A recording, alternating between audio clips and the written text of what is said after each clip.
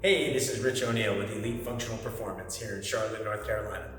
And for our friends at Charlotte Country Day School, today we're going to be taking you through another in-home total body workout using your exercise bands and your elastic loop and your kit. This is going to be exercise video number 7 in your series.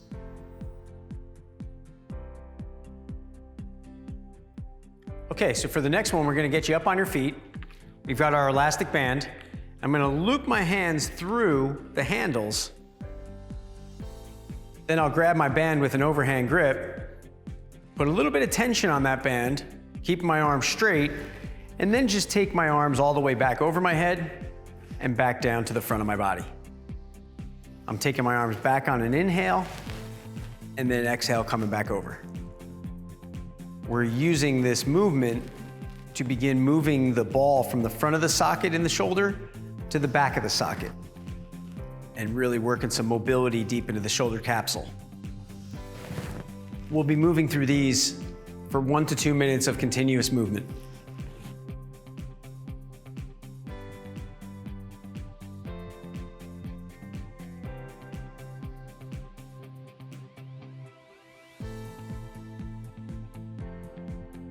Okay, now we're going to take you down to the floor.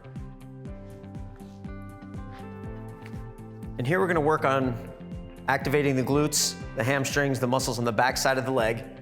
We're going to perform a glute bridge. We're going to make sure our hands are up and our shoulders are in the back of the socket, making contact with the ground. I'm going to drive my hips to the ceiling by pushing through my heels. It's important to not overarch your back on this. Come down with slow control, trying to make your lower back touch before your butt. We can exhale on the way up. Inhale with slow control down.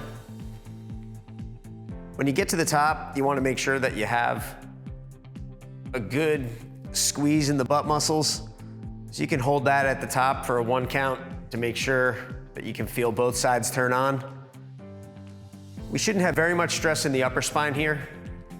Shoulder blades should be secure against the floor, but without any tension in the neck. We're going to perform 8 of these.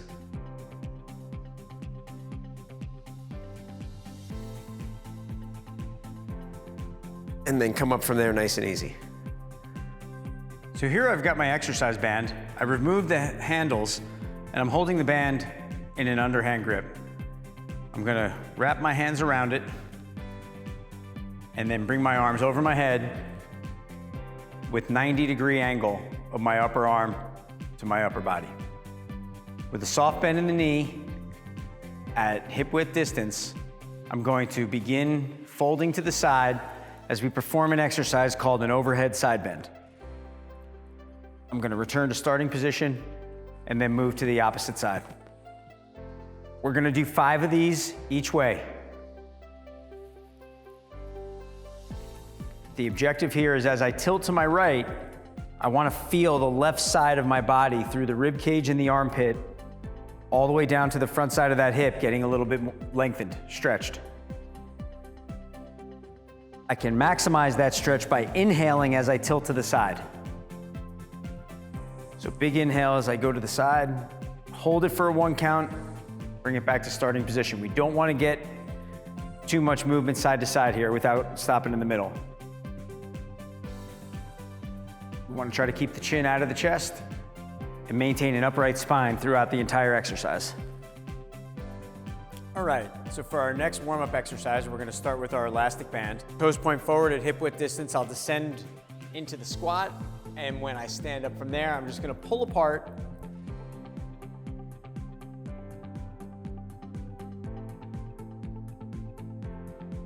Call this a squat to pull apart, and you're going to go back and forth 10 times, alternating directions.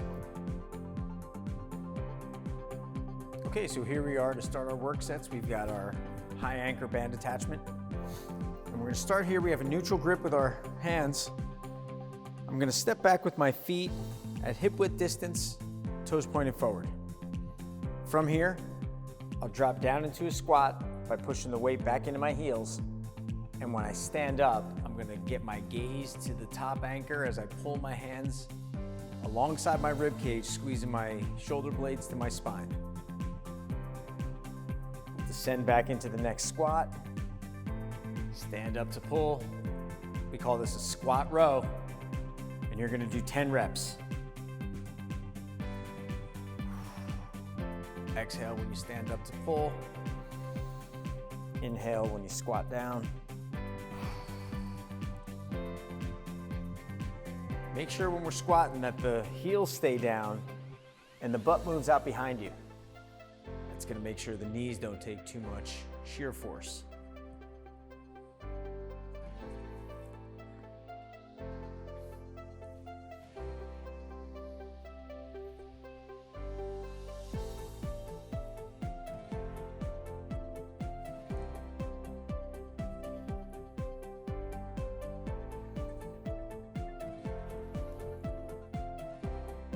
All right, for our next exercise at our high attachment, we're gonna work a split stance, high to low chop. So we're gonna create a staggered stance here with the inside leg to the anchor being the leg that goes in the back. I'm gonna grab hand over hand, or both handles with one hand, and then bring my outside arm to come over. Once I've got my grip secure, my stance secure, I'm gonna exhale as I chop from high to low across the body. You're gonna do 10 reps on each side. Exhale as you chop down. We're starting from above that inside shoulder and chopping down to outside hip. That's our high to low angle. And we really want to start to feel the core working down from that left rib cage across to the right hip. Once I complete 10 reps, I'll change to the opposite direction, switch my inside hand to grab both handles, take my inside leg back, and then chop from high to low. Up by that inside shoulder, exhale, chop down to the outside of the hip.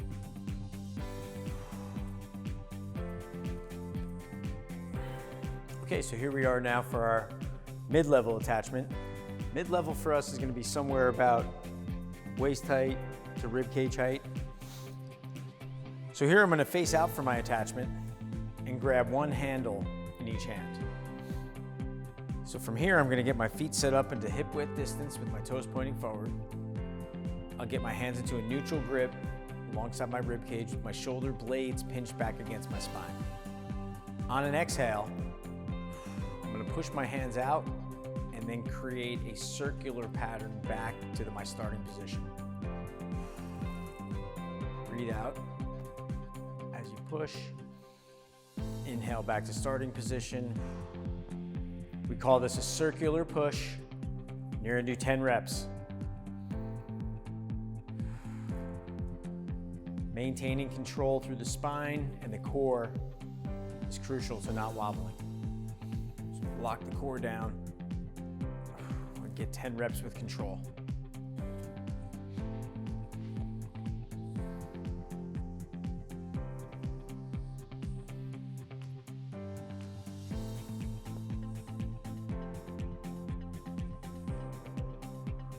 All right, so for our next exercise at our mid-level attachment, we're going to continue facing away from our anchor point. We're going to step out with the feet at hip width distance, and we're going to bring our hands to a neutral grip. Here I extend the arms and bring my shoulder blades to meet at the spine. Once I get a full inhale, I'll exhale as I bring the arms to the front into a fly motion. We call this a standing fly, and you're going to do 10 reps. Inhale the arms back, make sure shoulder blades meet at the spine. Exhale, bring hands to meet in front of the body.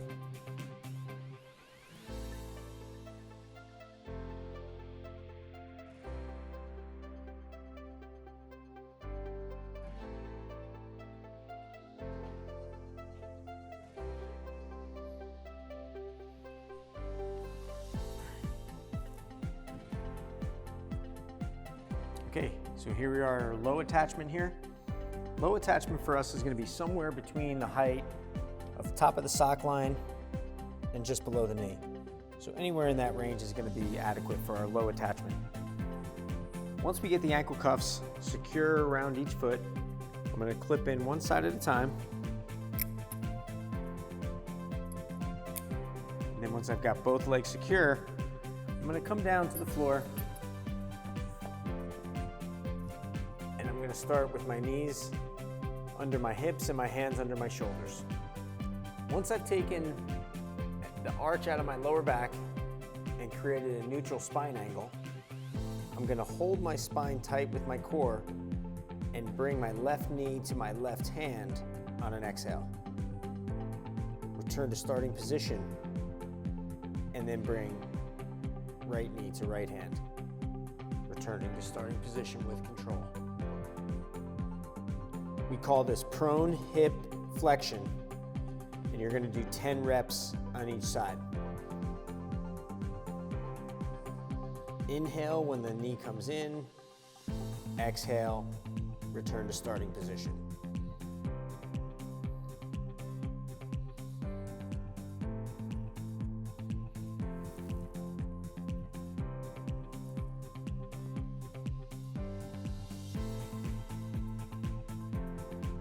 If you're looking for a more advanced version of this exercise, you can get the toes under, take the knees away, and perform this exercise from a classic push-up position, tall plank position. We're really focusing on maintaining a flat spine here and not bringing the hips up too high.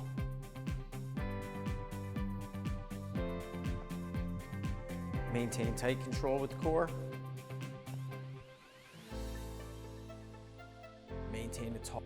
Okay, so here at our low attachment, we're going to take our Velcro cuff from the ankles and place it around the wrist. So we get that band through there, through that loop, wrap it around, make sure it's fairly snug. We'll come down to the floor here, get on your back, knees will be bent,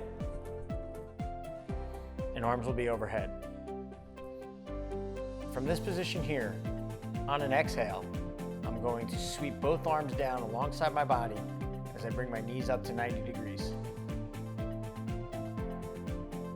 We call this one overhead reverse crunch, and you're going to do 10 reps.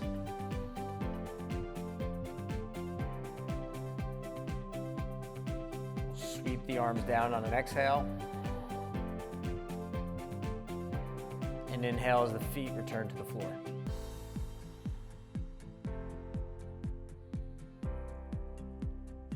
Here we want to make sure we can focus on keeping the lower back grounded against the mat the entire time. And we're not overarching and losing that tension as the legs come down.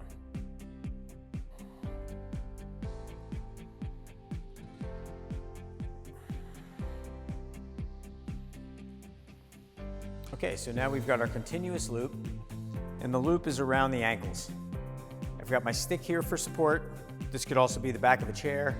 Sometimes I use the countertop in the kitchen. Once I've got a secure anchor point to use for stability, we're going to tighten up the core, shift the weight to one leg, and take the other leg away from the body. We're going to shift the weight back and alternate legs. We call this one standing hip abduction, and we're going to alternate back and forth for 8 reps each side. Now we want to be working with slow control.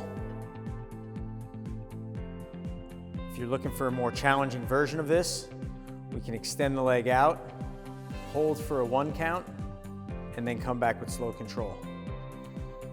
Out to the side, hold, slow control back. Be sure to alternate side to side and do 8 on each leg.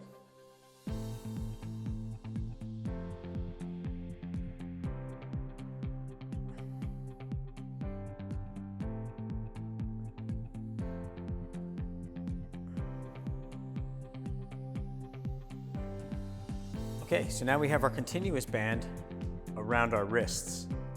This is going to be a good one to target the rotator cuff muscles, the muscles on the back side of the shoulder that come down the back of the arm, These are muscles that tend to get very influenced by some of the positions that we find ourselves in life, whether that's being over the computer or doing things, prepping food, computers, all that kind of stuff. So when we can get the rotator cuff activated and stronger, this helps us avoid injury.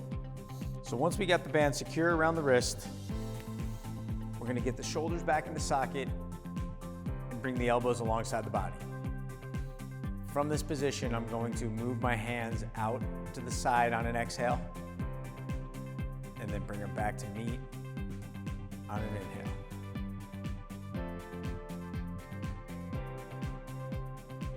It's important to make sure that we don't let the shoulders round in on this.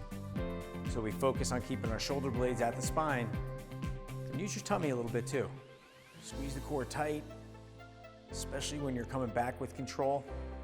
You'll really feel that tighten up.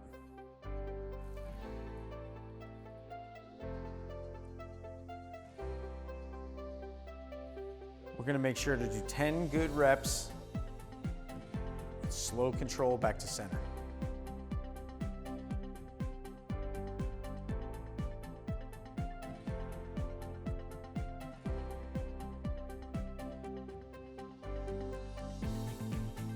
Okay, so now we've got our continuous band at the knees, and we're gonna be working into an action that's gonna strengthen the hips.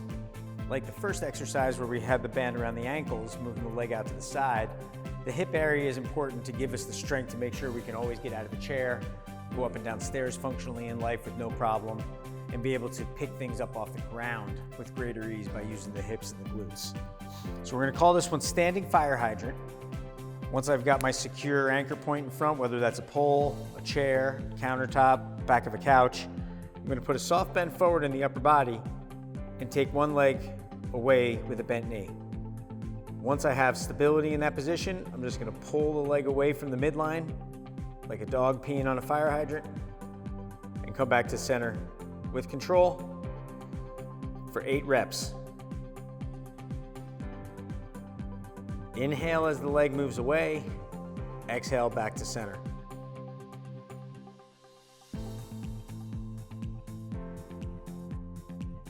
Once you complete 8 reps, we'll put that foot down, get the other leg up, and pull that leg away from the midline. Coming back with control for 8 reps.